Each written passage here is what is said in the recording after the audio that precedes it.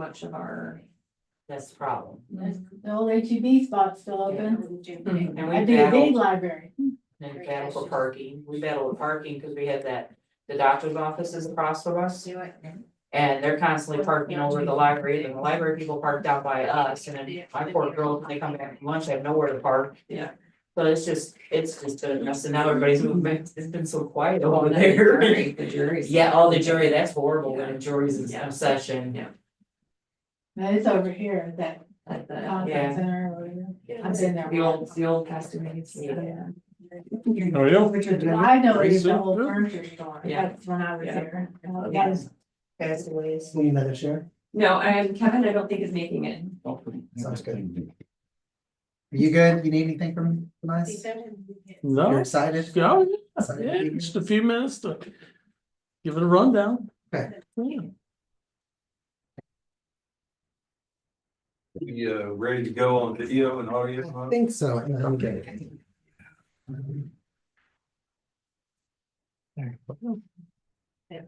We are. We're good to go? We are good. Thank you, Brett. About 2 minutes till it's right over about one. Yeah.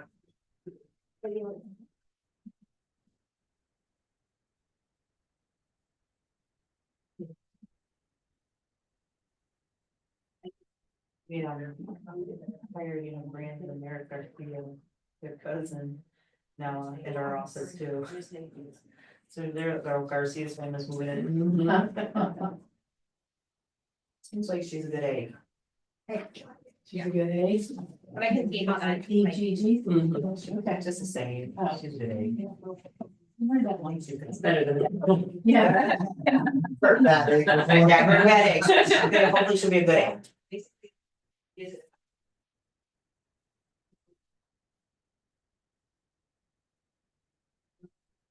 Did y'all do anything interesting for Thanksgiving? Went to Austin.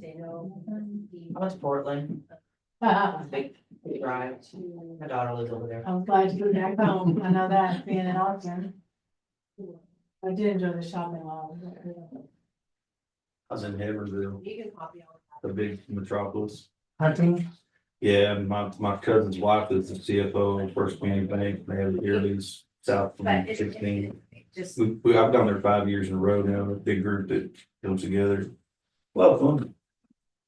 That's not right. Yeah, I didn't do any hunting, I don't really care much about it. No. Actually, you wouldn't. Oh, actually, I did. That's hunted big quail. deer, right? That's big deer? Yeah, not there, man, they don't manage it. Oh. That's. When I sit down there once in a while, we see a lot of They toadheads. really do have to manage it. Oh, yeah. It's crazy. Yeah, it's a shame. Okay, we're straight at 5 o'clock. We're ready to go? Ready to go? All right, let's get started here. So, today is December 2nd, 2025. This is a regular meeting of the Aransas County President District Board of Directors. And we are going to get into our agenda. Agenda item number 1, declaration of quorum and call to order. So we do have a quorum present, and we typically start our meetings by going around the table and introducing ourselves to the public. Start here. Micah Hill. Janet Hasty. Ray Presley. Nikki Arnold. Karen Marshall? All right, and I am Matt Ober. And citizens to be heard. Do we have anybody that wishes to be heard? It's a member of the public. Okay, well, I'm not gonna read that whole paragraph then. Administration of oaths to board members. We don't have to do that, right? We're It going- just slipped in here on. I was gonna say, I thought we did that last. Yeah, You know, it Last was a- time. it was Just a in case. holdover, right? Okay, we can strike that one. Agenda item number 4, presentation of the financial audit. That's me. There you go. You're up. Excellent. Make sure I've got a copy of the key here.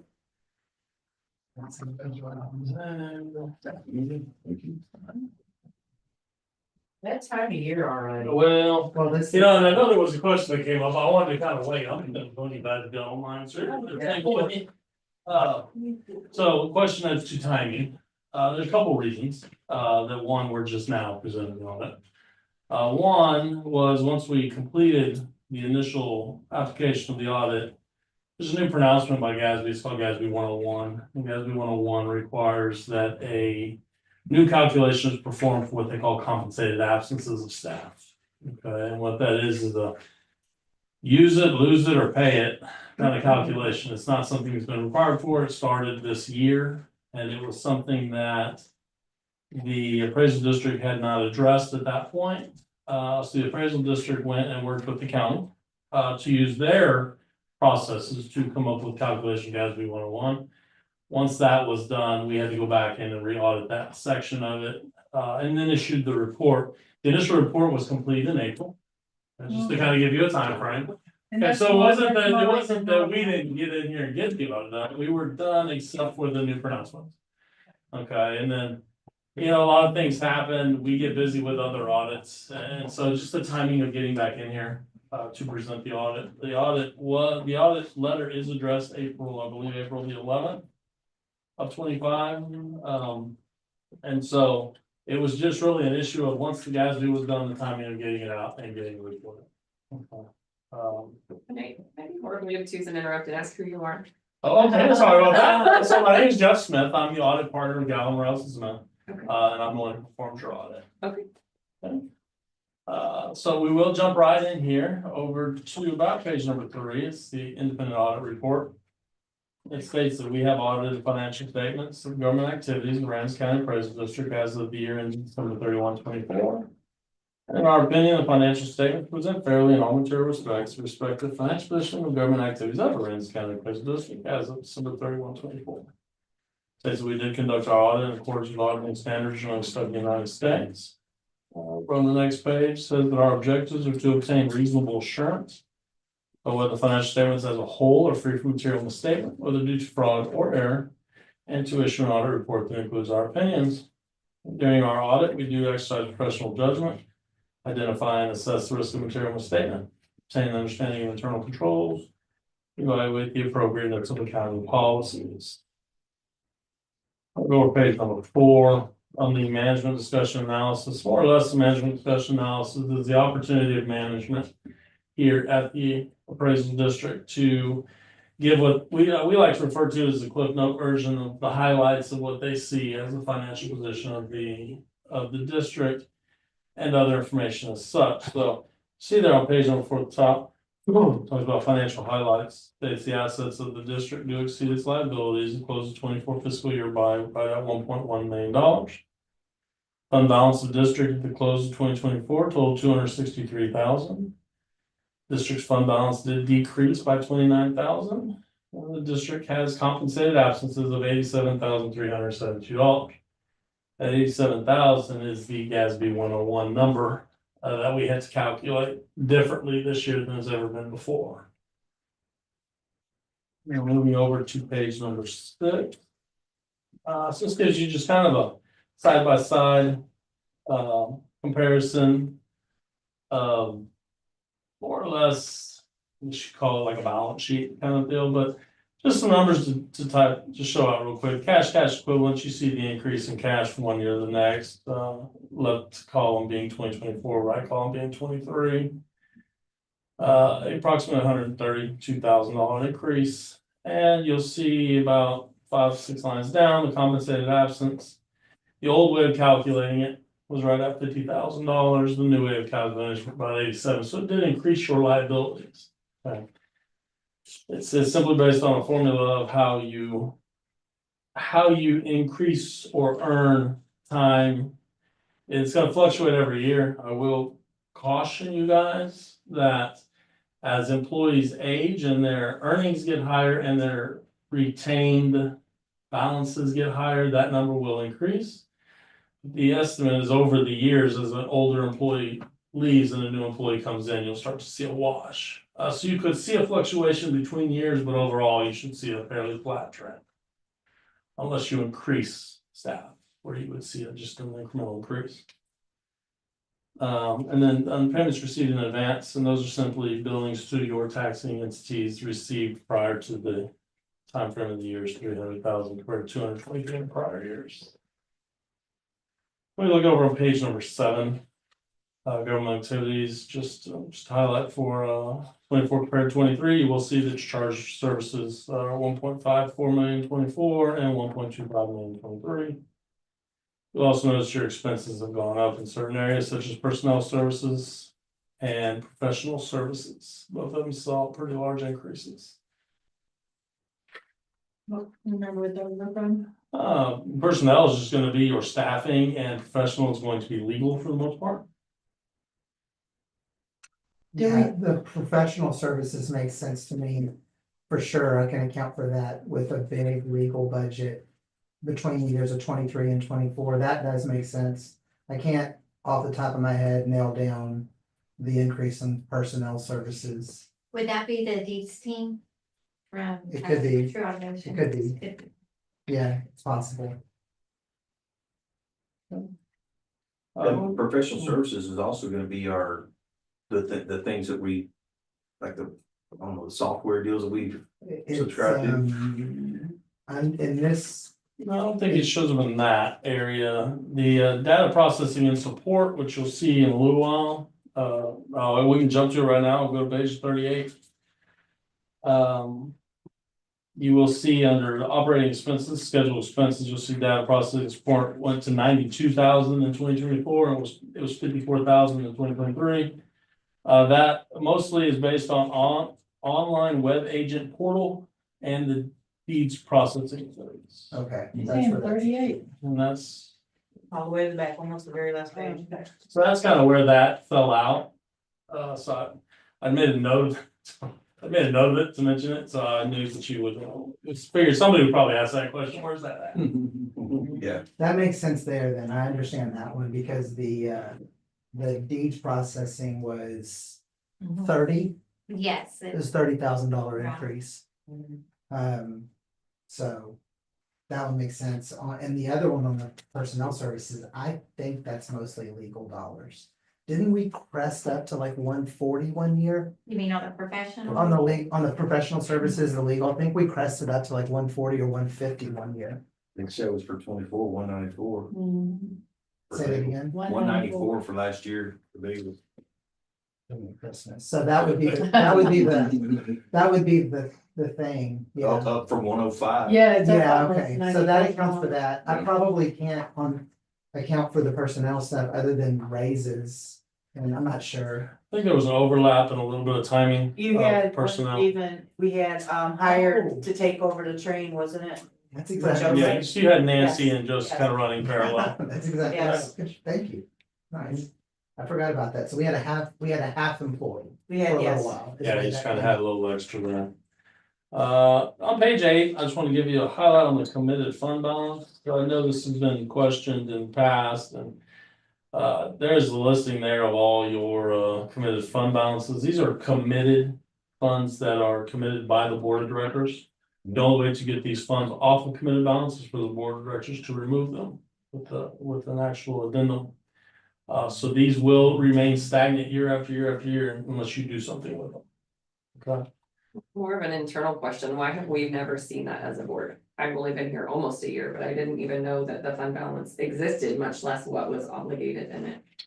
Yeah, this doesn't show up on our annual budget. It's an internal obligation placed by a previous board. Yeah, We've never teased that out in Yeah. the year and a half I've been here. yeah, But this is not, so this, you're just saying this is what the board has said we need, but this is an actual fund sitting there. This is not cash. Okay. This is just an allocation of your fund balance. Yeah, Okay, and I will show you, here in a little bit, what that kind of does to some things, and, I cannot make suggestions as your auditor, I can't make management decisions, but I will tell you what I see. And kind of let you guys run with that. Overall, my bottom line interest is what your total fund balance. Okay, so as long as your total fund balance remains positive, then you guys are in a positive state. Mhm. You have what they call 3 areas of a fund balance. You have allocated fund balance, you have committed fund balance, and you have available fund balance, more or less. So Mhm. available fund balance is fund balance you have to use for whatever you want to use it for. Okay, that means it was not spent in prior years. Okay, there's been a lot of question over the last couple of years with this board and different individuals as to what that means and what that looks like, and if you have what they, more or less fund balance that's not allocated or committed to anything, there's been the question of what's supposed to be done with it, should it be returned, things such as that. Committed fund balance is truly a fund balance that's committed by the board, and then assigned fund balance is something that the board doesn't necessarily have to make an official ruling on to assign it, but let's say that you believe you're gonna have to replace the air conditioner in this building. The accounting group and your management can make a decision to assign funds. Okay, so kind of lock them up, but not in the state of a committed balance. Okay, so we'll kind of go into that a little bit more. Going over to page number 9. Just wanted to show you kind of a budget versus actual, where you thought you'd end up. Overall, about a $29,000 increase in expenses over what you were planning to see. Going forward to page number 12. So really the only thing I'm gonna talk about here that's any different from what you've seen on the MD&A is the fund balance section, about 3/4 of the way down. Alright, so again, this fund balance section is broke up into 3 pieces: non-spendable. So your non-spendable fund balance, I'll tell you exactly what it is your prepaid insurance. Is what? Your what prepaid insurance? insurance. Oh, prepaid. You paid for it at the beginning of the year, you haven't expensed it yet, therefore it's prepaid, you can't spend it, it's non-spendable. You have unassigned fund balance, you'll see that unassigned fund balance almost $200,000 credit. Okay, and then you have committed fund balance of $448,000, which I provided you the list of just a little earlier. Okay, if that unassigned fund balance ever became positive, that would be the big issue that had been talked about so often. Okay, while it's not great to see it as a negative, you can uncommit costs to bring that down. But the normal process is that your overall fund balance would have assigned, committed, and non-spendable in it. Okay, usually there isn't much, I've never really seen one with an unassigned positive balance, because there's always some future cost that you can allocate funds to. But again, that is y'all's opportunity to do what you will with it. The biggest cost in your committed cost fund balance is your 3 months of reserve expenses. Is that pretty standard? It really just depends. I don't believe there's any requirements for it. It's just something the board at some time chose to do. And it's just remained that. That number does change every year. Based on the fact that we adjust your rolling average, but that's the only change. Pretty common in other entities. It here to is, have the three county's the months. same way. Yeah. And having Hurricane Harvey show us exactly why Mhm. we need those, Mhm. so you can keep your staff and still being paid. I guess the important thing to think about though, when we talk about that then, is to come down and look at net position and unrestricted. That's gonna be more along the lines of the available. Okay, if you just kind of realize when you talk about what do we have actually in cash that's not kind of forecasted, it's more in the net position line unrestricted than it would be in the fund balance. Fund balance includes a lot of things, non-cash costs, things like prepaids, possibly fixed assets and depreciation, things like that, you calculate that. Going on to page 13, just to give you a little bit more along the lines of, I know we kind of talked about these numbers already. But just kind of, you can see the actual financial statement. Under revenues, taxing units, you do see the 1.5, it was about 1.22 last year. And then again, the expenditures for personnel and professional services, which make up a large portion of that. When you look here, just be very brief, not here to try to teach accounting. But I want you guys to understand that governmental compared to presentation of modified accrual means that we do certain things and make adjustments, certain things such as depreciation. When a governmental entity spends money on an asset or project, they expense it. That's how it's handled. One of the adjustments that we do is to make it into a capital asset and depreciate it. Okay. Why you get a difference between cash and value sometimes is the cash left, but the asset's still created and said hold the value. Right. Alright, skipping over to the back couple pages here, the rest of it's a bunch of financial statement notes. They're there if you want to delve into the details of anything anymore, but I've kind of highlighted the areas to you I would address. But on the second to last page, this is the independent audit report on additional information. It does state the schedule of expenses is presented for purpose of additional analysis and is not required part of the financial statements. Such information is the responsibility of management and was derived from or relates directly to the underlying accounting and other records used to prepare the financial statement. In our opinion, the information is fairly stated in all material specs in relation to the financial statements as a whole. And then finally, we did look at page 38 already. Again, just kind of want to give a couple little highlights there, and again, we've talked about these in quite some extent already, but increases from one year to the next, salaries, data processing and support, which we talked about, and then legal services down below. And that's your audit. All right, thank you, sir. Any questions? I have a question. On the GASB change where they show the 87,000, we went from 50 to 87. 101. How much does a large bank of comp time affect that number? Yeah, well, see, you have to understand what GASB 101 is calculating. I don't. So, understand what it's like. so in a very, very brief stance here, what GASB 101 calculates is that it calculates time off that is earned. Okay, so it has to be something that's earned by all employees. Okay, comp time is not Yeah. considered earned by all employees. Comp time is something that is earned and used based on your rules. Okay, Mhm. you don't award somebody comp time when they show up to work here. You probably offer them vacation and sick time is normal standard time off. You also probably offer things like bereavement leave. Okay, but that's not earned until it's needed. So it's not something that goes into the calculations. Sometimes there's military leave, there's all kinds of leaves, but the two that mostly get focused on are the two that you either pay out at retirement or they have to use. Okay, so this year you guys used the county function, which we allowed to use this year, probably won't allow you to do it next year because it didn't have the right look back periods. Yeah. It was based on GASB required 2 to 5 years. We're definitely going to make you add to that because you definitely, maybe there was an issue of gaining information, getting information, we don't know. But now we'll need to build on that 2 years going forward. So what it does is it takes a trend analysis look at what is earned and what is used every year. Okay.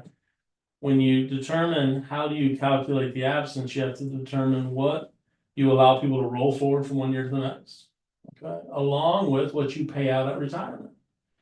Okay, some people may allow you to roll 30 days forward, but only pay 15 days of retirement. Because there's two different calculations in there that have to be looked at. Okay, it is a quite complex calculation. It's not a basic calculation. But then at the end of it all, let's say I'm going to pay out 15 days, but I'm only going to pay them at 50%. Okay, it's based on every entity is different and what their rules are for what they pay out at retirement. So we have to determine two things. One, we have to determine what is the odds that it's going to be used while the employee is employed. And then the other question is, what are the odds based on trends that it will be paid out at the employee's termination or retirement? So those are two separate calculations that happen, and then you come up with, we do a 100% employee search. You can do sampling. When we perform it for our audit clients, we do 100% because we feel it's more accurate and there's no failed judgment. I would hate for somebody to come in and say, well, your judgment was wrong. Like, yeah, you know, again, you guys did it, we looked at it, based on the 2 years you looked at, we determined, okay, based on here's what they're using, here's what you're saving, here's what you're doing, and we used your numbers. I think you will see as you continue to add more historical data, that number will get a lot closer to actual because you're looking at more time frame. But the 2 years worked for this case, so there was no issue with it. Just that it needs to be more going forward. But that's kind of what GASB 101 is. It's a long look at being more, I guess, representative of what they truly believe the liability is going to be, based on what's used and what will have to be paid out. I can tell you that there are plenty of entities, take school districts, for instance. I see your shirt or your coat. So I was like, well, I'll talk about school. I audit school districts as well. And so we have some school districts, you get what they call local leave, and then you get state personal. Local sick or state personal, and some schools don't pay out or roll forward local sick. Okay, There's a liability still that it's gonna be used, especially with the timing of the years. But there isn't necessarily at every school district a liability that will be paid out of retirement. Okay, so you have to look at it from both angles and calculate what is your GASB 101 liability based on trends and rules of the instance. That's a long-winded version of what GASB 101 is. We spent tons of hours studying it. It's just what GASB came up with last year. GASB 102 and 103 and 104 are coming. They never seem to stop. They just have a think tank of people that just sit around and do things. Sadly, that just means more requirements for you guys. Government, accounting, Standards standard. board. Okay, so you have FASB and you have GASB. FASB is your Financial Accounting Standards Board. FASB is the one that operates in the world of profit companies, for profits and things like that. Governmental Accounting Standards Board, GASB, sits there and makes pronouncements for government entities. That can be anything from appraisal districts, cities, counties, emergency service districts, school districts. You name it, anything that falls into that encompassing GASB realm. Usually they follow each other. One of them will do it first, the other one's shortly there to follow. Okay, ultimately people ask, why did they do this? What's the point? Why did we do GASB 87? Why did we do GASB 96 when we capitalize leases and software arrangements? It's ultimately to make financial statements across every spectrum a little more comparable. That's why they do it. But there you go, it's a long-winded version. Sorry. No, it's okay. Just try to share a little information so you guys know what's actually happening in the numbers. Yeah. Any other questions?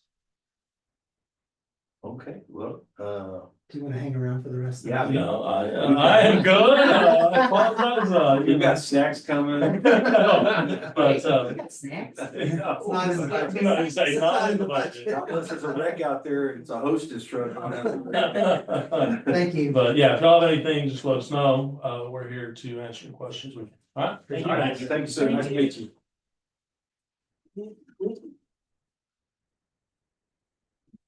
So moving along here. Sure. Agenda item 5, consideration and action on minutes of the September 29th meeting. I didn't see him here. Did we print him out? Yeah, I brought a copy. There wasn't a copy on in front of the spot here. Oh, I did. Someone else should check me. No, I've looked at it, I keep forgetting you're the secretary now. I think we did have something when I emailed them out. I Yeah, I want to think- say that It was in the email. yeah. I wrote it on the top of mine, but we can make this the official copy of the citizens if we want. Either way, yeah. It's cool with me. So, do we have anybody that would like to make a motion on adoption or reformation? I make a motion that we accept the minutes of the September 29, 2025 meeting. Do we have a second on that? Oh, glad we seconded that. There you go. Is there any discussion? Hearing none. I'll call for the vote. All those in favor, aye. Aye. Opposed, nay. Motion carried. 4-0. All right. So we can take, if y'all want to use this copy, I'll sign this one. We can take it around the table. That way our secretary, we will stay in her good graces. Okay, agenda item number 6, consideration and possible action to review, revise, and distribute a letter to the taxing agents regarding a future plan emanating from the board with respect to board appointments. Y'all may recall at our last meeting, we discussed our noticing of the entities having a problem coming together with some congruity and just taking the initiative under 6.031A, the Texas property tax code, to go ahead and circulate our own resolution, and we wanted to give the taxing agents a heads up on that, so that's what this letter serves as. Ms. Hasty has informed me that she's run it through ChatGPT, she got a better version, so if we want to take a look at that. Anything that improves me is bound to be good, so.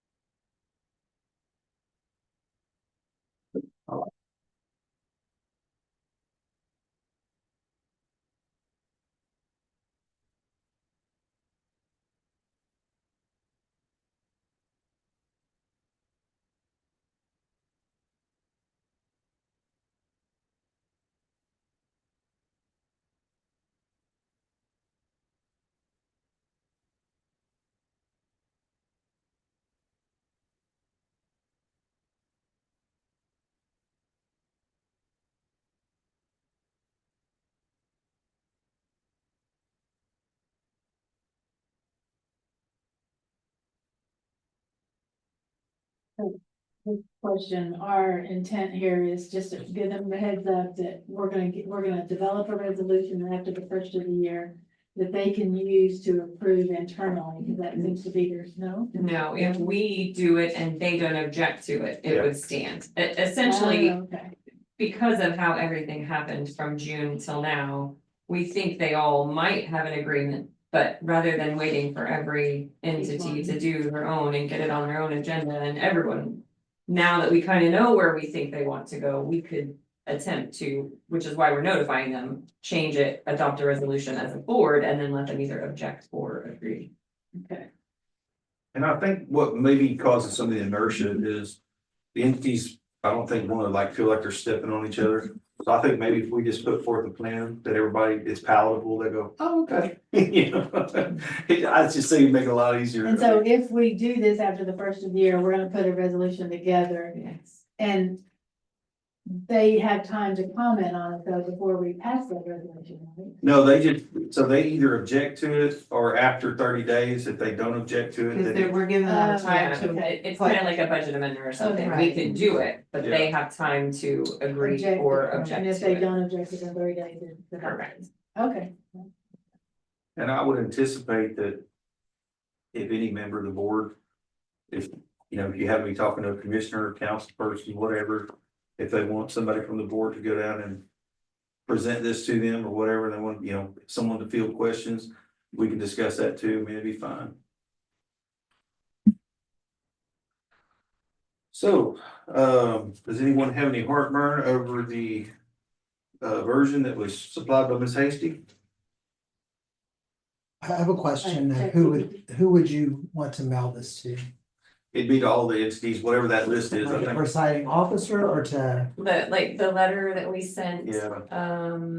did we do For the that? budget amendments. Did You we- did. We did that? You So we did, and could then do- I had to sign them to send them out, but yes, Nancy brought them all to me, addressed to the taxing entity. And then we sent them to them, I would assume we would try to do it the The same. same list we used for that. So- And then, What is our SOP on that? Like, do we, so like for school districts, do we send it to the president of the board and to the superintendent? Cause like some of these, like the city is run by a professional position, as is the school district. I just think it would be easier for us to send both of them. What do y'all think? Like city manager and the mayor, I you don't know? recall what her list was. Yeah. That's the typical list. Yeah. Okay, Yes. sounds good to me then. I'm drawing a blank on the code where, what's the date, Nikki? Do you remember? You've read this a lot. The date, Nikki's our expert on it now. that this has to be. July something, I believe, isn't it? I thought it was August 15th. Or is it- That's what I read. Well, It's 6.31. Yeah, but if a navigation district or another conservation district wants to be considered, it has to be before June something. They have to submit the letter to you, and that's when the July timeline starts, and it's between July and. Right, August or- 6.031, the board of directors of an appraisal district by resolution adopted and delivered to each tax unit participating in the district before. We're August just 15th. waiting till the beginning of the year, because now we're in the new set of, then a reclamation district could submit their letter and then blah, blah, blah, blah, blah. That's Somebody can adopt a resolution opposing the change Correct. and file it with the board of directors before the 1st of September. If the change is rejected, the board shall notify in writing each taxing unit participating. And okay, Yeah, we're So giving we have some ourselves dates. a lot of time We have- from now. that's until- wonderful though, right? Yeah. I mean, time, just Time is good. yeah, time is good, yeah. So on something like this, the only other question I would have, this is not. Would this be a Nikki signing this? This is just a letter from the board. It doesn't necessarily. I don't know if it needs a signature, It probably but the doesn't. others had a signature spot. for Because the it's required. secretary. Yeah, Yeah, it's because re- it was, yeah, budget it's amendment is Is required. required signature. I So, would just send this under our letterhead, okay, you know? okay, we have that letterhead that we could just appraisal district letterhead. We have just the regular appraisal district letterhead. We don't have a separate one for the board of directors. We could certainly create one. And this, but it is signed kind regard to Aransas County Appraisal District Board of Directors. I think we can just use our letterhead. Yeah. People will understand that we're doing the mailing Yeah, and that this is from the board and that we're gonna do the mailing. You guys don't need to do that. We're Yeah. set out for it. right. So, okay. And the other thing I was wondering is. Well, by is the there- way, can you send that to I'll somebody? send it back to Yeah. everybody. In Word everybody format so they can can- manipulate it. I'll- Yeah. That's perfect. Perfect. Sorry, Rick. No, that's what I was gonna ask. Okay. That's what I was thinking, because there's potentially two copies. Right. And I didn't want to get the wrong one, because Murphy's Law, right? Right. Okay, so would anybody like to make a motion on agenda item number 6? I make a motion that we accept the revised version of the letter to the taxing units. We have a second? One second. All right. We have a motion and a second. Is there any discussion? Hearing none, I'll call for the vote. All those in favor say aye. Aye. All those opposed, nay. Hearing none, vote passes 4-0. Okay, now we're getting into fun stuff here. Agenda item number 7, consideration and possible action on new personnel policy. I think this is time for Ms. Hastings to take the floor. No name. This was her creation. Oh, it was a collaborative, event with Ray and, Val did a lot in this, so. Really, we just wanted to make it, I mean, it didn't have any flow, and originally we started with track changes, and there was just so much track changes, it just didn't make sense to do. So, we pretty much revised it, and we kind of brought some of the language up to, 2000. Where things didn't make sense. I don't know, I came up with a couple. Just what I can think of that we did that were, I call significant changes in there. So, and like I said, update, reorganize, we made some charts and tables out of things to make it easier to read.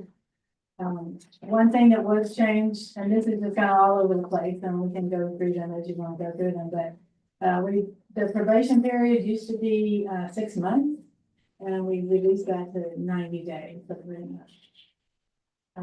There was a lot of weird stuff in there about nepotism, and we went back to the tax code and just used the information and nepotism that was there. We talk about if somebody gets to leave, and this is kind of what he was talking about, if you leave, if you leave without getting 2 weeks notice, you forfeit your vacation and sick leave. And so we came up with something that said they had to be in good standing, and then we defined what good standing was. The sick leave use just that if an employee is ill, they can take off.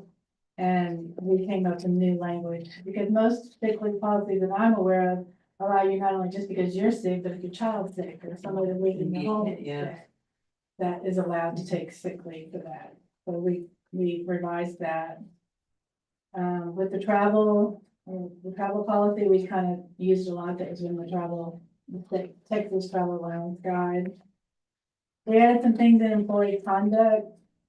I really think we need to come up with some more on the IT stuff. I think there's some, IT things that security wise that everybody needs to have, that we managed to put in there, they shall not be clicking on links, especially links. And not sharing a password. We also put on there about prohibited substances, that not only was it like illegal drugs, but use of how do we say it? Prescription drug use, but inappropriate use, or however that is, prohibited. We added no vaping in addition to no smoking. And then there was that part in there that talked about retail be apolitical. We just came up with some better language. We Not for that. That would be apolitical. Some of that was in the legislature this year. I had. The apolitical concept was in the legislature, also.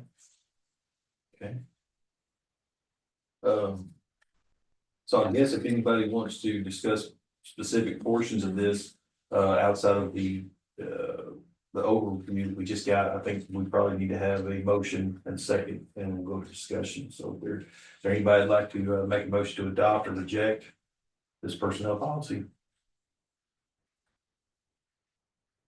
I make a motion to take possible action on the new personnel policy.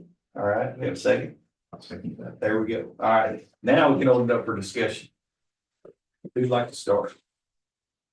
I just have a question of, I know that Val helped a lot on this, but has anyone else employee wise had any input on it?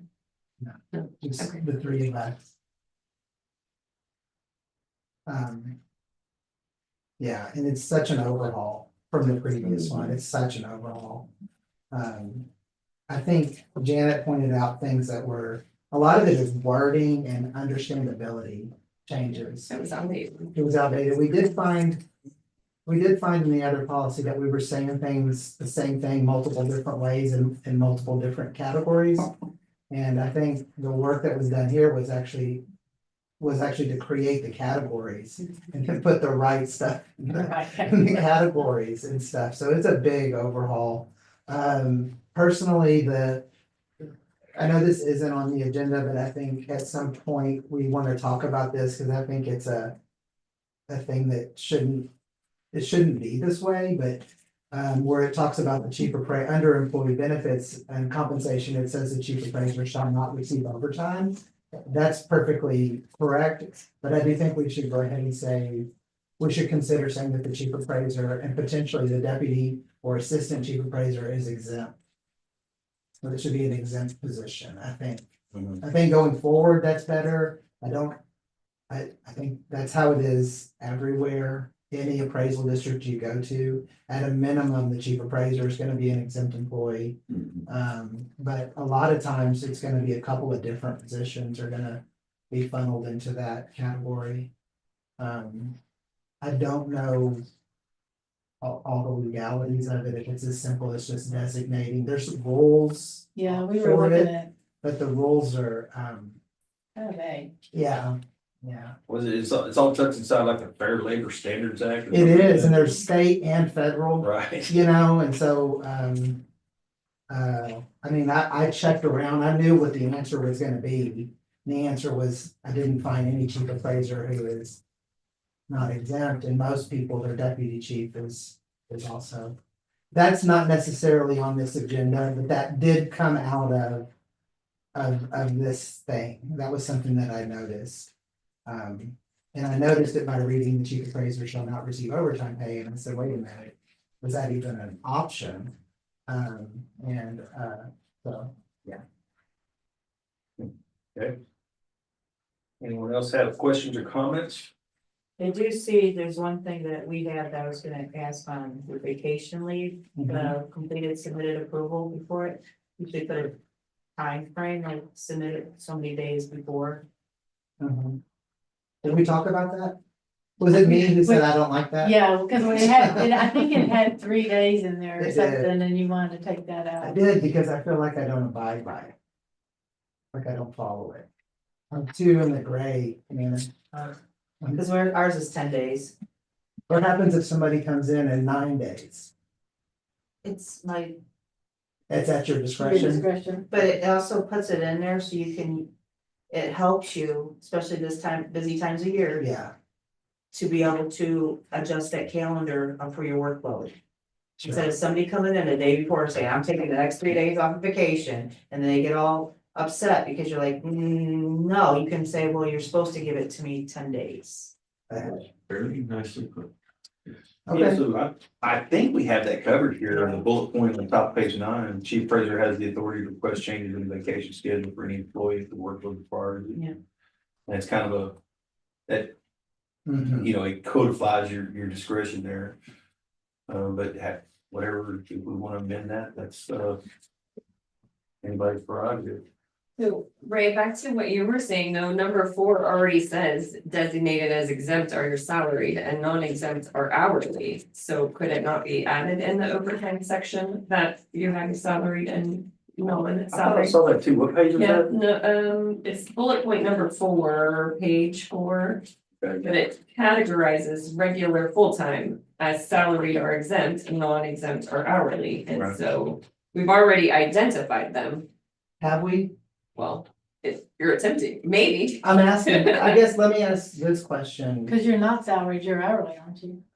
When we present stuff, we do present me as hourly, yes. And so let me ask you this, with this wording in here designated as exempt. I think I think you guys are the ones that designate.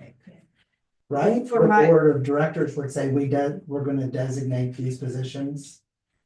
Well, like, if we're not already having salaried positions, yes, that's something else that we're gonna have to look No, at. I'm suppose, not considered salary, but I don't accrue vacation, I don't get sick time, I don't get overtime, I don't get comp time.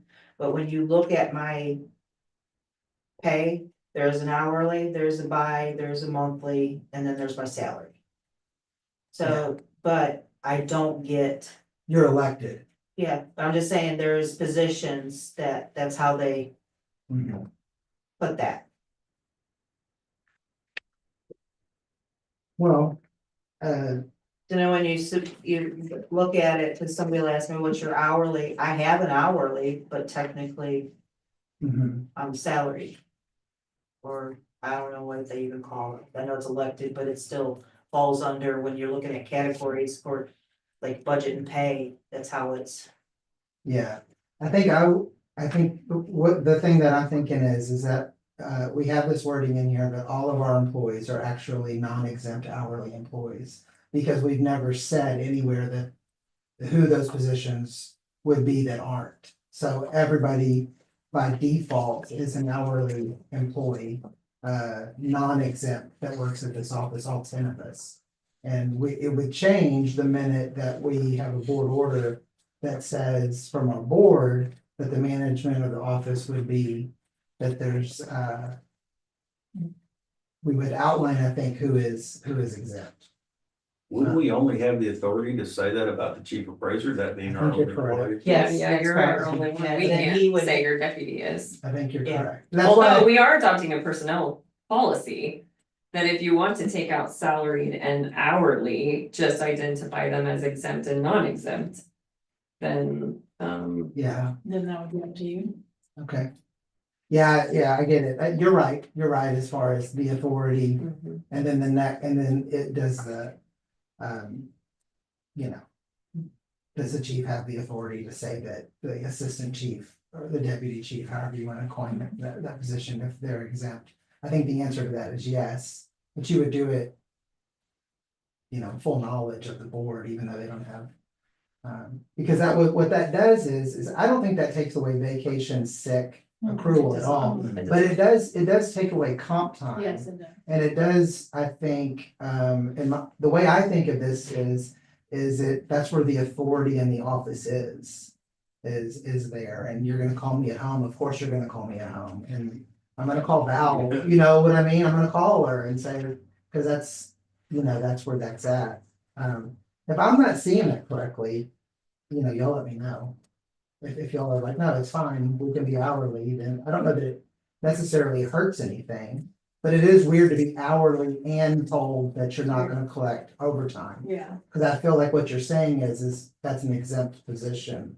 Do we call it hourly though, just for county purposes? Just for account, all that I know of, it's just presented for account, like for Gary Kate, we're gonna present an hourly pay rate for them to make checks, Yeah, to generate checks, yeah. so, I would think getting on to the other deal about, your deputy, I would think that you'd come to us in a chief appraiser report and present that and become part of the minutes.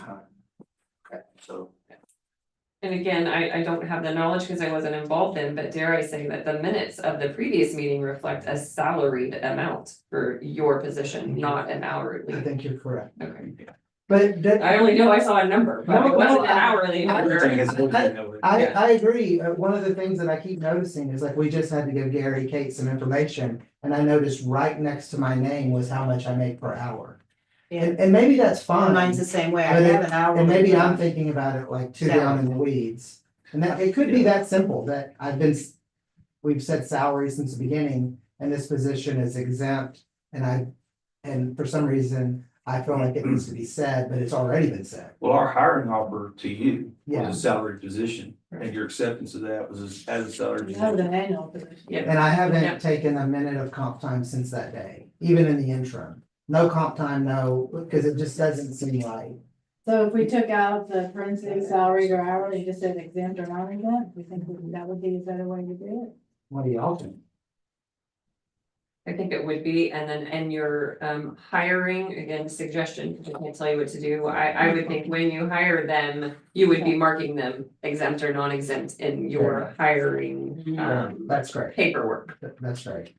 So we're gonna strike salaried and hourly. Yeah. Okay, if they're, we have a motion on them. Should we wait? Yeah, we'll finish and Okay. then we can do All right, maybe so that's with one the motion, amendments. Okay, Them all at once. right on.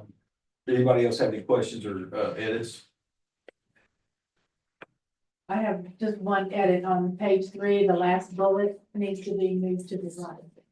Yeah. Well, I'm gonna tell you what, let's don't let the wheels fall off. the That's wagon around here. It's so good. Yeah, we're so appreciative of that. Really. So somebody's gotta school me up on this, cause I know what consanguinity means, but I don't know what the third degree means. Would that be cousins, second cousins? What are we doing there? Yeah, How far do you have to go out to be on the third degree? I don't know. They took that from the Yeah. tax code. I can only Yeah. tell when I We can look it up. There's a nice chart with circles. Basically, don't hire relatives. Yeah. It's no good anyway. That could be difficult Exactly. sometimes to be like this. Wait a minute, which one are you from? Yeah. Okay, anything else? Even though my daughter tried for years for me to get her, and I couldn't work with you anyway, I'd fire you on the first day. Yeah, I don't like how, I don't like clicking on suspicious looking links and documents. I'm kind of concerned it's under a prohibited conduct. Because that means you could, theoretically, disciplinary action on an accident. Or a scheme or something, Mhm. That's almost where I Interesting. wish that, and I mean, you said you really didn't find much with the county, but to me, there should be something more IT related, the IT department, which we don't have, will come out and say, these are the things you shouldn't do.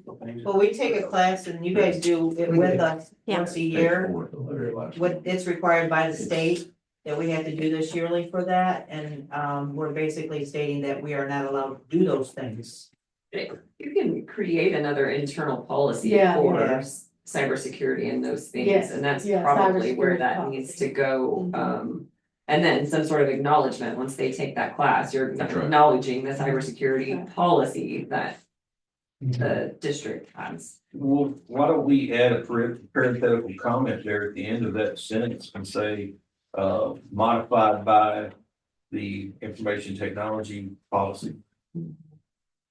That even though we don't have one right now, that, we anticipate we could have one. Does that sound good? I mean, So we said something like adhere to cybersecurity policy, what the last word that is, and we say it doesn't exist. We have it. No, We have it digitally. Yeah, We have like a it's done. thing that we take. Is it done digitally, So and could you we get a get- certificate every We year. could say the conduct is we shall adhere to the ACAD's cybersecurity policy. Yeah, we actually have to, I think it's state, because we actually have to present that to the comptroller. Yep. They just asked for it. okay, so what was that language? I would almost say adhere to, I don't know that you want to identify whose policy, policy, but okay. the most current and applicable IT policy or something like that. So that will live under expected conduct. You Right. strike the last two, I want to go on prohibited. Okay, yeah. Yeah. So strike the last two and then add it under expected conduct. That's the way I go. Under expected conduct, it would be though, adhere to cybersecurity policy. Mhm. Which we do have, it's just a digital policy. Adhere to applicable cybersecurity standard or policies. Policies, yeah. Adhere to. Okay. You getting some of this stuff?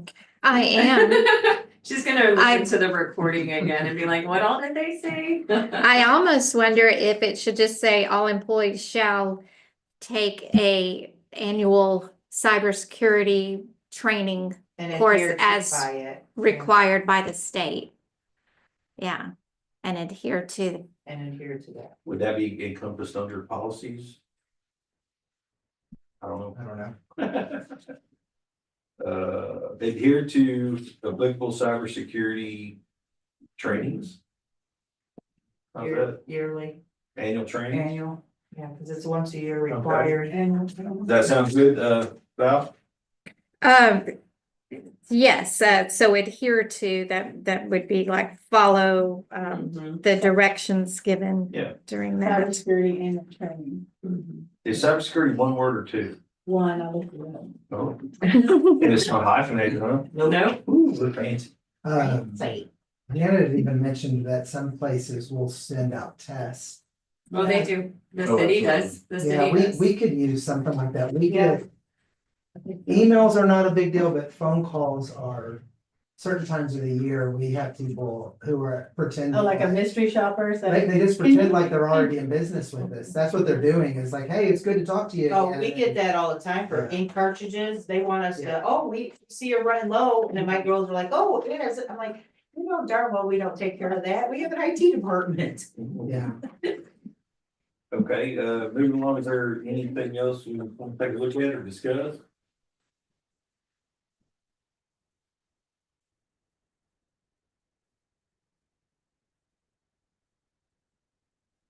I had a question, if no one else has one, about on page 7. First bullet point under section 3 compensatory time. And this is because I've never dealt with this, so this is my ignorance coming out. So my question is, if somebody works an hour that gets banked as comp time, typically that'd be paid at time and a half. So do you, for each hour work, do you bank an hour and a half of comp time? Okay, do we need to specify that here? Or is that just the norm of comp time? Cause I don't know. It's Sometimes. FSLA standard, Okay, yeah, alright. it's standard. No need to, And if you don't work a full week, it's not time and a half. Yeah. okay, I got you. does it bother anybody if I segue comp time into a quick information thing that's not on the agenda? Is it in this? Cause we have a motion on the floor, so potentially. It's about comp time.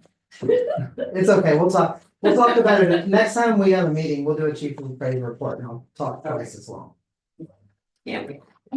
The other question I had is, man, y'all did a comprehensive job on the different types of leave. I was like, man, that's really good. I have one question because I think this is state law. What about election day voting leave? Is that something you think we need to try in this policy? I have never heard of one. So you cannot stop an employee from going and voting on election I don't day. ever stop them, I let them go. Problem is, if you have one that lives in another county or something. Oh, we do. You know what, we and I've had a- actually let somebody leave we work let her early, go, I yeah. don't ever stop them. Yeah, you might as well. You know, I'm stopping them from voting, So do we vote, do we want to add that as another, but we don't have a policy either. what do you call it? We Another, can, I mean, if y'all can think of a way to say it. That's nice to put in. I would just have it under civic duty or not, like the next one down. I would say, I would name that election day voting. Isn't that civic duty? Yeah. Isn't that part That of is it? part of Could be, it could is. be. Alright. So I just leave it at that and then. So just add it to the end of that. Why don't we say jury duty, trial witness duty, Election day duty. Voting, Voting rights. Voting participation. voting participation, that's a good word. You ever had trial witness? I've never, I hadn't We've had- questioned that before, but No, but we have had an employee that got, the thing we have to go to Corpus every. This a grand jury? Jury. For 6 months. Yeah, Oh, my God. Yeah. 6 months of that, yeah. Federal, Yeah. grand jury. So jury duty, trial witness duty, and Election. Voting entitlement, voting, what did you say? I just Is it thought in- participation Voter participation or election to be either way. or election, you better- well, you don't wanna say Vote. election participation, Right. you don't wanna say that. Voting in an election. How about that? We're already doing it, so we wanna make Yeah. it official, Yeah, we're already letting, I don't think we need to really put that in there, It's up to you guys. I just, didn't know. because I don't ever, I get when it was in, that lived in Ingleside, and I let them leave it. Then you done balance and leave. I hate the term paid leave on there, Mm-hmm. because, I'm gonna leave, but it's not come back. I pay you to leave. It'll take all afternoon. Exactly. They're paying you to leave. Charlie Sheen had a saying about that. So back under that, all employees shall, I added guidelines to the end, see what you think, how this sounds. Adhere to applicable cybersecurity annual training guidelines. There you go. Okay. Get you. Nailed that like a Section split for off. the word.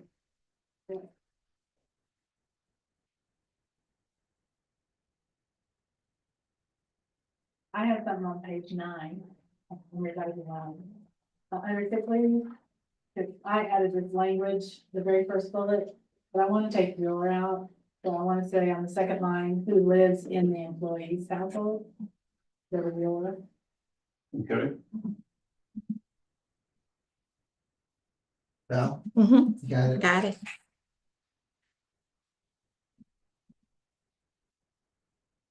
anything else?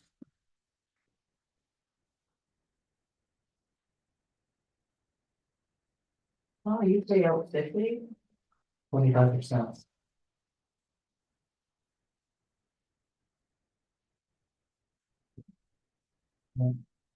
I lost 400 some hours gonna be in the work day. Wow. Man. I forgot to. Correct. I'll be out sick tomorrow. Just as an overall comment, I noticed several places in here where there's, a discussion of employees and how they interact with the public. I think that is so tantamount to what gets done in this office. A lot of these things are very highly emotional to people. And I've owned property in other districts where you don't get treated very fairly or nicely. And if we can make sure that we're on the right track with that, then we've got half the game behind us. So I'm glad to see that stuff kind of littered throughout. Mhm. The most important thing on a daily basis, it's every day, that's the thing that's every day. Yeah. I mean, I say other things are every day, but the truth is, that's really the everyday, that's the everyday. So we meet once a week as a staff, as a front office staff and discuss. Every Wednesday we meet and it never fails, right Val, am I off here that customer service is part of that Oh, yes. Wednesday discussion? So yeah. Yeah, we keep it at the forefront. Everyone knows that it is very important. That's good. Cause that's, like I said, that's not I a, think you gotta meet once a week, guys. I don't think there's another way to do it. It's like you gotta keep talking about it just constantly. become habitual. Yeah, it's, yeah. Yeah. Yeah. Okay, guys, if there's nothing else, are we ready to vote this thing up or down? Okay, we have a motion and a second. If there's no further discussion, I will call for the vote. All those in favor of adopting this revised with revisions we have put in during our discussion, personnel policy, signify by saying aye. Aye. All those opposed, nay. Motion carries 4-0. We have a new personnel policy. Thank you for everyone who's collaborated on this. Thank you very much. I had to do none of it, which was awesome. That's right. But I will pass it off as my own work, so. Okay, all right, so we're done with agenda item number 7. Okay, agenda item number 8, chief appraiser evaluation and consideration of and possible action from the evaluation, including consideration of salary, duties, and responsibilities. Okay, this is something where we could go into closed session. Do we have a need to go into closed session? Is this just his required? Like an annual evaluation, is that why this is on the agenda or? I believe this was the employees.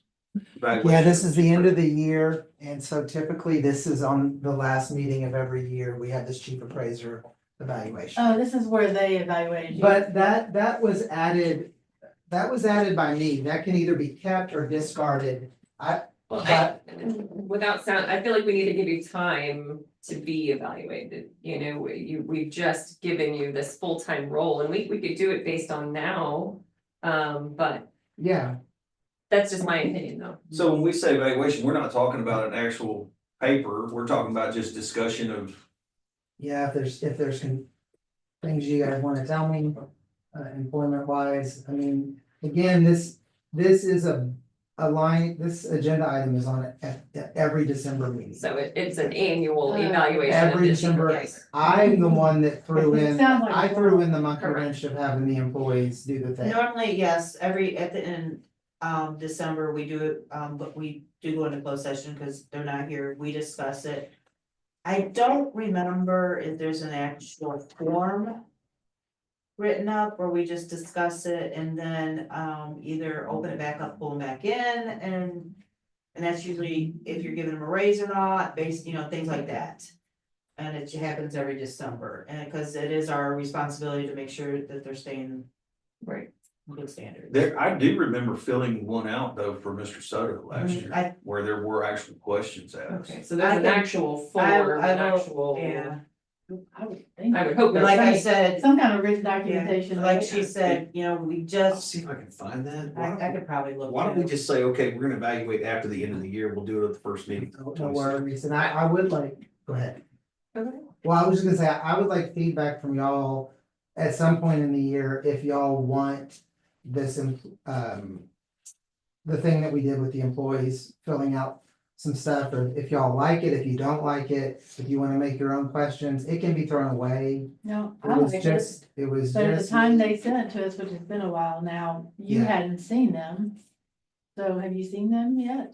No, I've never seen them. I didn't know. They went to Val and then Val sent them to you guys. I don't know what, I was part of the questions, but I asked them to even help with the questions. I think one of the questions says, I saw the question that said like, what would you change, no matter how absurd it is? I actually like questions like that. I think they're interesting. And so I saw that and that's the only question I even remember. I think I'd like to see us do like maybe a mid-year review come June or July and then do an actual annual evaluation Next year. formally. Since he hasn't been in the position very Yes. long. Yeah. It's fine. Y'all's call.